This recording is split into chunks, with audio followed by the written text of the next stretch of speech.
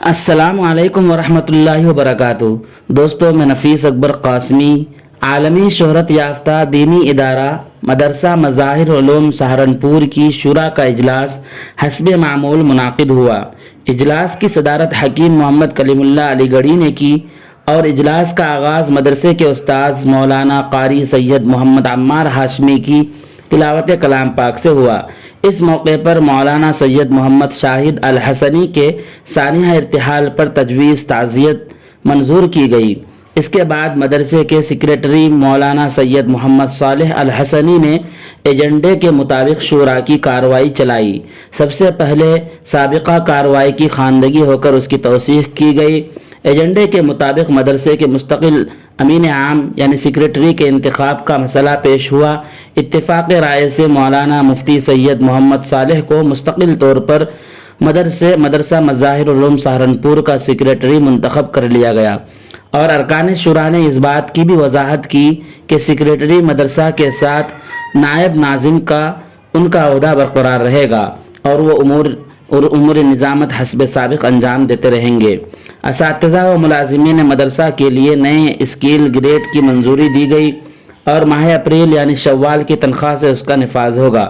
مدرسہ مظاہر علوم کے لیے وقف شدہ جائیدادوں کی نگرانی اور ان کی قانونی طور پر دیکھ ریکھ کے لیے ایک کمیٹی تشکیل دی گئی جو تمام جائیدادوں کے تحفظ اور ترقی کے لیے کوشش کرے گی۔ مدرسے کے استاذ حدیث مولانا محمد یوسف گجراتی کو مدرسے کا صدر مدرس منتخب کر لیا گیا۔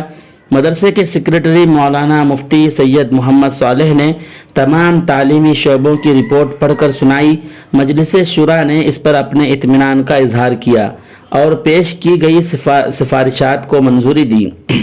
مدرسے کے زیر انتظام جاری مکاتب دینیہ کی رپورٹ کی سماعت کے بعد مجلس شورا نے اس پر اپنے اطمینان کا اظہار کیا اور مکاتب کے ناظم مولانا مفتی سید محمد صالح نے تمام مکاتب کے لیے 5 سالہ تعلیمی نصاب مرتب کر کے پیش کیا، جس کے نفاذ کے لیے شورا نے منظوری دی۔ مالیاتی رپورٹ کی سماعت کے بعد اس کی توثیق کی گئی۔